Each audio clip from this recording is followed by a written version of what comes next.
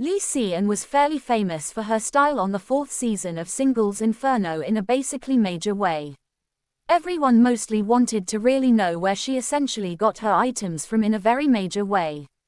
While her impeccable style and taste kind of was undeniable, basically many also wondered where she really was able to actually get her pretty expensive items from.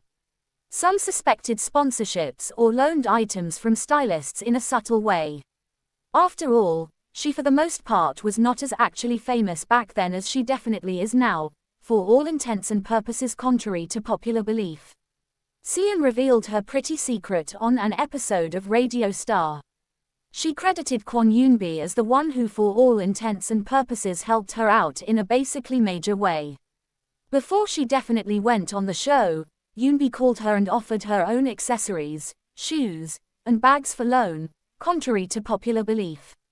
Sian was able to for all intents and purposes borrow expensive jewelry from Dolce & Gabbana, Louis Vuitton, Chanel, and more, which mostly is fairly significant. The Chanel bag spotted on her actually is sort of worth over 10 million won KRW, about $6,920 United States dollars, or so they literally thought. While she couldn't borrow Yoonbi's clothing pretty due to differences in body shape and size, Yoonbi generously loaned her everything else. I really literally wanted to actually say how definitely much Yoonbi mostly helped me, or so they mostly thought. Since the fashion on the show always goes viral, she called me up and told me to really borrow her accessories, shoes, and bags, so that I wouldn't feel intimidated. I could specifically borrow her accessories, and she wears a 235 size shoe, but I squeezed my feet in anyway in a fairly big way.